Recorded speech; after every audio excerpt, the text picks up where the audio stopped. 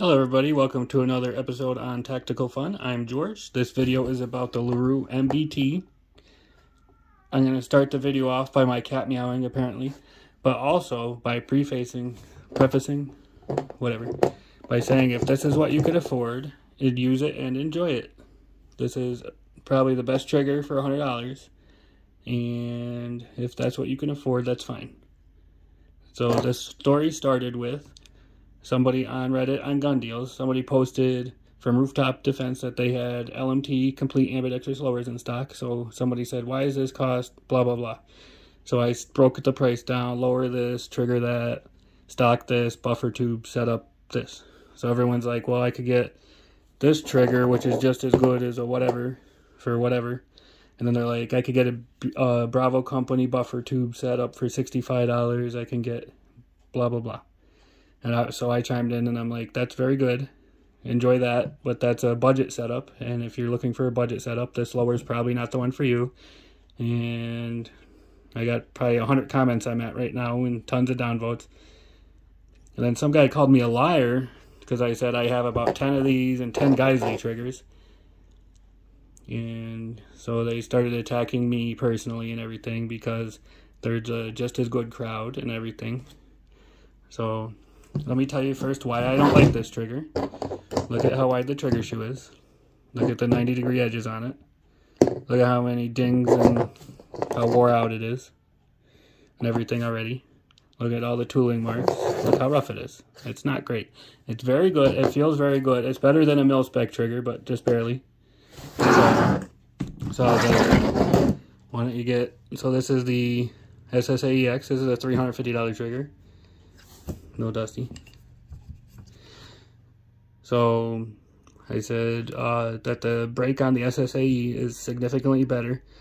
It brakes like an icicle. This one is super flat because it's the almost flat trigger. And then we have my favorite trigger, which is the SSAE. This one is the M4 style curve bow. This is my favorite because you have the trigger that's like a mil-spec that has a little lip on the bottom for you, so you can locate your finger every time perfectly. And this one breaks just beautifully. Oh, so you notice there's a lot of finish wear on this already. A little fucked up. But this is a very good rifle so far. This is the one with my FN that I put the new aim point on that I'm testing. And the opinion on that still is it's a very good red dot, but the controls kind of suck and the height's kind of goofy. So I still don't recommend that. But let's get back to the triggers. So I think we have actually talked enough about the triggers. So there's the Larue, it's good. There's the Geisley, it's better. There's the other Geisley, it's I like this one better. The SSAEX is very good also, but I recommend this one. This is my favorite trigger. So triggers aside, let's talk about just being a person in general, attacking people because they like something you don't, or being jealous because they have something you can't afford, or being farther off in life because they had a career that you didn't get to have, or something like that. It's not their fault. Anything in your life is not their fault. So please stop attacking people.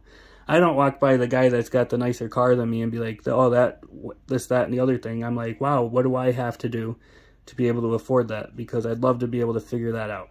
I figured out what it takes to buy a Porsche, and I'm slowly moving my way up in life to be able to do that. I got with a creditor, and they told me exactly how much money I need to make and how much I'd have to have down and everything. So I've been positioning myself in the workforce to be able to do that. Can everybody do that? I think so. I was homeless for a year a long time ago.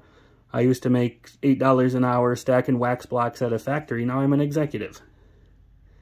Was it hard to do? Heck yeah, it was hard to do. I worked 90 hours a week. I work all over the world. I wasn't home but a weekend every other month. Things like that. But I didn't go, oh, these guys, that. No, I said, let's go do it. And I did it. So if you want to message me on my Instagram or anything like that and want any advice on how to get ahead, do that. But don't berate people because they bought the rifle you wanted but you can't afford, or let's say you had kids, which is a blessing, and now you can't have things like, I keep saying this one's $1,300 or whatever. But I mean, that's still a lot of money for a lot of people. But if you, like, let's say I have this and you're jealous, well, why don't you message me and I'll help you figure out a plan where you could get this, instead of, oh, this guy and that guy and this guy, and he made fun of my Larue trigger, and now I'm mad because that's what I could afford and that's in my budget. That's fine. Buy it in your budget. Buy the Hollow Sun Red Dot in your budget. Don't buy the Swamp Fox one. Those ones kind of awful. But buy the Hollow Sun or buy the Vortex or whatever. Buy what you could afford and then get the ammo that you could afford and go to the range and have fun. But stop being mad on the internet. Stop hanging out on Reddit all day or hanging out on Twitter, because it's just going to make you angry. And I hope everybody has a good Sunday. I know this was kind of a rant, but it's just amazing to me that I could just say, hey, maybe you want to try this thing, and then everyone's like, whoa, whoa, whoa, whoa. But thank you guys, and please click the subscribe button. I know I'm getting up there on subscribe. I mean, not up there. I have 700 subscribers, thank God. But click the subscribe, click the like. This week, I have a new LMT rifle coming, a limited edition one, which is pretty cool. And then I bought a $1,000 red dot for it. So I'm sure everyone will yell at me for that. Thank you, and have a good week.